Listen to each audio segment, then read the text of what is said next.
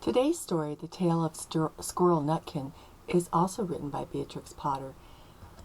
This book was written in 1903, and it is the story of a little squirrel. The Tale of Squirrel Nutkin by Beatrix Potter.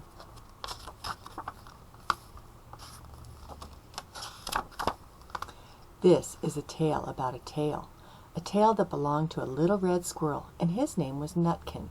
He had a brother called Twinkleberry, and a great many cousins. They lived in a wood at the edge of a lake. In the middle of the lake there is an island covered with trees and nut bushes, and amongst those trees stands a hollow oak tree, which is the house of an owl who is called Old Brown. One autumn, when the nuts were ripe and the leaves on the hazel bushes were golden and green, Nutkin and Twinkleberry and all the other little squirrels came out of the wood and down to the edge of the lake. They made little rafts out of twigs, and they paddled away over the water to Owl Island to gather nuts. Each squirrel had a little sack and a large oar, and spread out his tail for a sail. They also took with them an offering of 3 fat mice as a present for Old Brown, and put them down upon his doorstep. Then Twinkleberry and the other little squirrels each made a low bow and said politely, "Old Mr. Brown, will you favor us with permission to gather nuts upon your island?" But Nutkin was excessively impertinent in his manners. He bobbed up and down like a little red cherry, singing, riddle me, rot-tot-tote, a little wee man in a red, red coat, a staff in his hand and a stone in his throat. If you'll tell me this riddle, I'll give you a groat.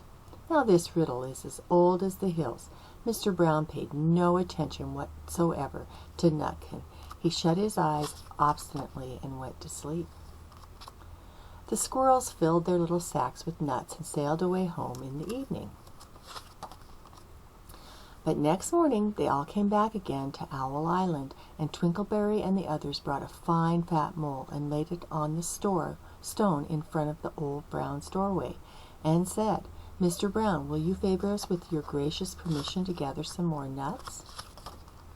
But Nutkin, who had no respect, began to dance up and down, tickling old Mr. Brown with a nettle and singing, "Old Mr. B, riddle me ree, hitty-pitty within the wall, hitty-pitty without the wall. If you touch hitty-pitty, hitty-pitty will bite you." Mr. Brown woke up suddenly and carried the mole into his house. He shut the door in Nutkin's face. Presently a little thread of blue smoke from a wood fire came up from the top of the tree, and Nutkin peeped through the keyhole and sang, "A houseful, a holeful, and you cannot gather a bowlful." The squirrels searched for nuts all over the island and filled their little sacks, but Nutkin gathered oak apples, yellow and scarlet, and sat upon the beech stump, playing marbles and watching the door of old Mr. Brown. On the 3rd day the squirrels got up very early and went fishing. They caught 7 fat minnows as a present for Old Brown. They paddled over the lake and landed under a crooked chestnut tree on Owl Island. Twinkleberry and the 6 other little squirrels each carried a fat minnow, but Nutkin, who had no nice manners, brought no present at all. He ran in front singing, "The man in the wilderness said to me, 'How many strawberries grow in the sea?' I answered him as I thought good, 'As many red herrings as grow in the wood.'" But old Mr. Brown took no interest in the riddles, not even when the answer was provided for him. On the 4th day the squirrels brought a present of 6 fat beetles, which were as good as plums in plum pudding for Old Brown.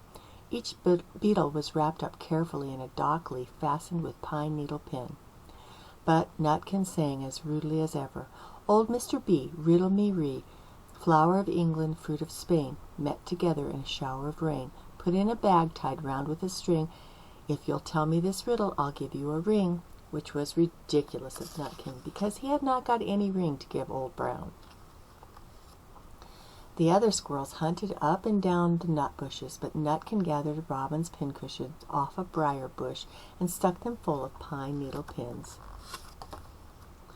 On the 5th day the squirrels brought a present of wild honey. It was so sweet and sticky that they licked their fingers as they put it down upon the stone. They had stolen it out of a bumblebee's nest on the tippity top of the hill. But Nutkin skipped up and down singing, "Hum a buzz, Hum-a-bum, buzz, buzz, hum-a-bum, buzz.